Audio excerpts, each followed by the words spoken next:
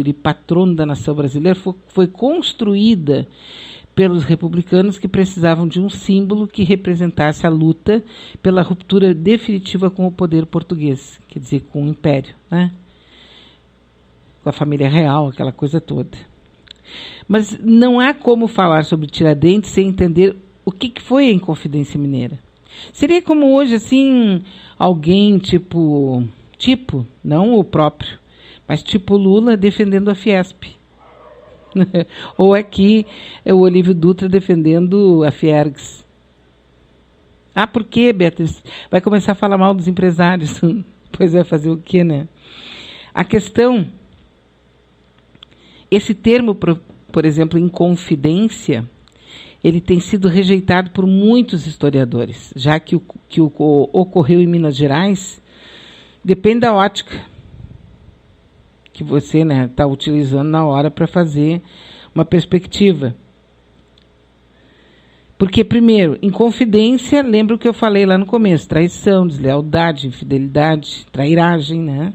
O termo correto seria conjuração, já que o que ocorreu em Minas Gerais foi o primeiro ato organizado para conquistar a independência do Brasil. Agora, se eles foram traidores, seria segundo a ótica das autoridades coloniais. Nós, como brasileiros, né, a gente vai tentar entender a história como conjuração ou como inconfidência. A conjuração está situada no período da decadência do ciclo do ouro. Como a produção caiu, e caiu de forma vertiginosa na época, a coroa aumentou a repressão ao contrabando de ouro e diamantes e começou a pressionar os donos das minas a pagar altos impostos devidos. Para se ter uma ideia, em 1789, a elite colonial mineira devia 596 arrobas de ouro a Portugal. Isso equivale quase a 9 toneladas de ouro.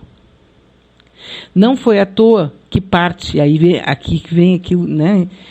Como é que a gente se situa, CNPJ, o CPF, né? Parte dos endinheirados de Minas Gerais integrava as reuniões dos conjurados, dos inconfidentes. Ali estavam comerciantes, padres, intelectuais, coronéis, juízes, militares, toda a elite mineira estava rebelada contra a opressão portuguesa. Ou seja, os impostos cobrados. Como hoje a Fiesp, tem um camarada lá, que é um dos diretores da Fiesp, que deve quase 7 bilhões de impostos sonegados. E eles vão atrás agora do Dino, Flávio Dino lá, por causa dos respiradores que ele comprou para a pandemia aí do coronavírus, né? Então, lá naquele passado, os endinheirados de Minas Gerais integravam as reuniões. No meio desses homens, que eram altos burgueses da época, esses homens de posses, homens de bens, tinha um Durango, um pobretão, que era um alferes do exército, aprendiz de dentista e dono de 4 escravos, que era o Joaquim José da Silva Xavier, tido como o mais ideológico do grupo. Era o único a defender com firmeza a abolição da escravatura, o que já era natural, já que os outros eram donos de dezenas e até centenas de escravos, e ele só tinha 4. Entusiasmado com o iluminismo francês e com a independência dos Estados Unidos, não era raro vê-lo já sob o efeito de 3 ou 4 copos de vinho, recitando trechos da Constituição americana em voz alta, nas tavernas lá de Ouro Preto, falando sobre república, liberdade, lealdade, né, igualdade e independência do Brasil. O que era, na época, a pior das hipóteses, né? Enquanto isso, Portugal preparava-se para lançar mais uma derrama. Eram os impostos per capita cobrados cada vez que a cota anual do ouro não era atingida. A maioria dos conjurados devia grandes somas à coroa. Muitos eram contrabandistas e sonegavam parte do ouro que extraíam. Tudo é muito igual, é impressionante. Para livrar-se da cobrança, esse grupo planejou a revolta nos mínimos detalhes. Só não contavam com o Visconde de Barbacena.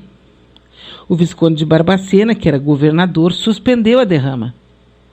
Com essa notícia, muitos conjurados perderam o ímpeto revolucionário, já que suas economias estavam a salvo. Eles não iam ter nenhum momento dramático em que o Estado viria a cobrar o que eles tinham sonegado, o que eles estavam devendo, né, e o fato de eles serem contrabandistas, os descaminhos, né. Eles, então, já que o meu está segurado, não tem mais, estou fora, me larga nessa, estou saindo da conjuração, né. Várias bandeiras progressistas defendidas por eles, como a implantação de indústria no Brasil, de repente foram esquecidas. Um dos desestimulados foi o poeta Tomás Antônio Gonzaga, autor dos versos de Marília de Dirceu. Ele teria dito: sem a derrama, a ocasião para o levante ficou, perdeu-se.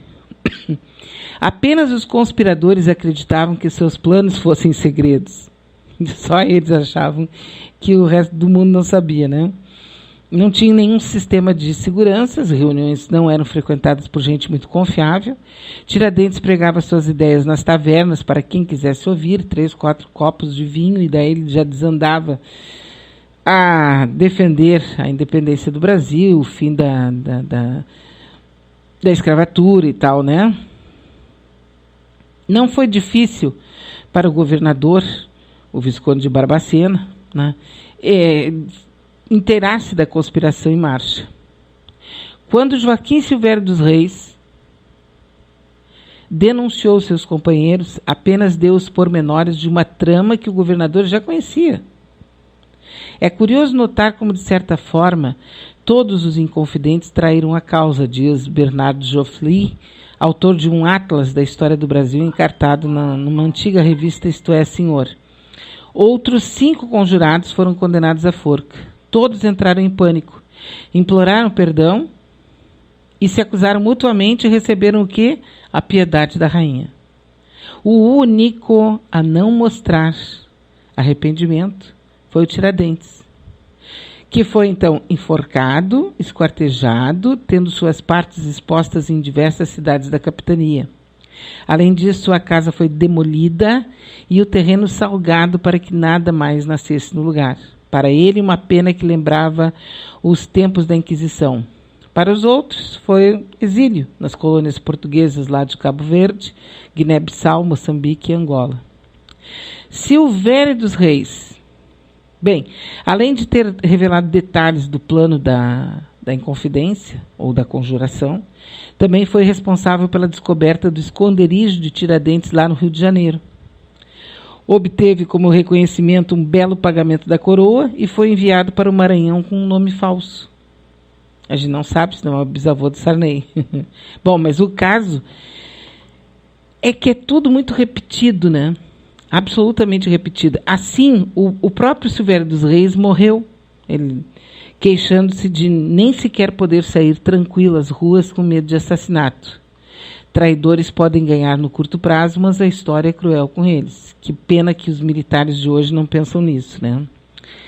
Silvério dos Reis, então, tem essa história, né? Inconfidência Mineira, Conjuração Mineira, Independência, Tiradentes, mito, não tinha cabelos longos, não tinha barbas longas, não lembrava Jesus Cristo. Ele foi apenas o único pobre que realmente tinha sonhos, provavelmente. E hoje é feriado por causa dele no Brasil, por causa do Tiradentes. Mas seria como a gente, de repente, né, dizer que nós não estamos tão pior do que nós estávamos naquela época do Tiradentes, mas não pela cobrança dos impostos, mas sim pela sonegação dos impostos. Pela péssima, crudelíssima capacidade de distribuição de riqueza.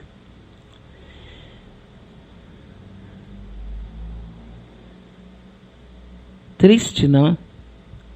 Muito triste. Nosso WhatsApp está liberado aí para sua participação. Hoje é feriado, então vamos fazer de conta que está tudo parado hoje porque é feriado. e vamos tocar o barco para frente, né? Nosso WhatsApp é o 986-877340.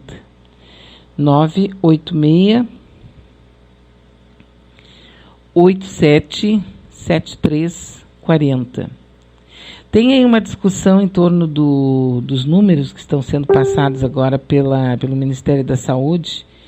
Depois que o antigo ministro saiu, ele fazia reuniões diárias e dava os números e tal. Ontem, já a primeira vez que deram os números, eles já voltaram atrás. Disseram, não, teve um erro de digitação aqui, não eram 300 e não sei quantos, eram 100 e poucos mortos. Não dá para confiar nessa gente. O Veit, que agora é o ministro da Saúde, está tirando fotos com o Bolsonaro no quadro atrás, assim, e faz as lives dele com o Bolsonaro atrás, para puxar literalmente o saco do Bolsonaro. E parece que ele faz muito bem, porque o Bolsonaro é o bambambam, é o cara que manda. Ele está praticamente já determinado aí que o comércio vai abrir, que as pessoas vão voltar, ninguém sabe o que vai acontecer. O doutor Drauzio Varela disse que vai ser um desastre. A gente não sabe. Então a gente vai ter que esperar, porque por enquanto o pessoal bota, porque o Bolsonaro está muito isolado, porque o Bolsonaro ninguém está com ele, porque o Bolsonaro pediu desculpas, voltou atrás, porque teve uma pressão dos militares. Não tem nada disso. Tem que parar de viajar nessas maioneses, assim, sabe? Que o Bolsonaro faz facilzinho. Ele domina, ele ficou 30 anos no Congresso Nacional sem fazer nada. Ele deve saber da vida de todo mundo de cabo a rabo. E aí o seu Maia não quer começar um impeachment contra ele. O Aras, esse é um camarada que só trabalha para ele. O Toffoli, pelo que a gente sabe, tem um general sentado quase que no colo dele. Então a gente está com um governo bem do jeito que a gente tem direito de ter. A tempestade perfeita. O que vai acontecer dali para frente, a gente não sabe. Quem sobreviver, verá. E nós vamos, claro, continuar fazendo o que o brasileiro sempre fez com muita capacidade, que foi se virar e fazer as coisas acontecerem, mesmo no meio da maldade implícita, explícita, pornográfica dos ricos contra os pobres no Brasil. Porque isso aqui, ao fim e ao cabo, a gente chega sempre no mesmo papo, que é distribuição de riqueza. Eu vi agora há pouco, eu até postei. Estamos ansiosos para assistir aulas online. Tem como fazer download da merenda? Aí mostra, né, uma favela muito, muito, muito pobre, muito suja, muito... Nem tem assim uma sujeira explícita, tem pobreza mesmo. E pessoas viajando que essas crianças têm computador em casa para receber aulas online. Me explica. Como é que tem um imbecil que acha que os bem miseráveis têm... Como é que pode isso, né? Aí eu vi essa foto aqui e fiquei pensando, tudo vai se resumir na distribuição de renda. Tudo. Não é que o rico tenha mais apartamentos, que tenha mais carros, que tenha mais viagens à Europa. Não é isso. Isso é bom. Oxalá todo mundo tivesse. O que é insuportável é pensar que tem pessoas que estão indo na Caixa, que estão tentando entrar no sistema da Caixa, que não tem nem documento, não tem nem identidade, que inclusive estão fazendo aqui, tem grupos de pessoas que estão tentando ajudar essas outras pessoas, né? Isso é muito bom. Mas é só distribuição de renda, o resto tudo é consequência.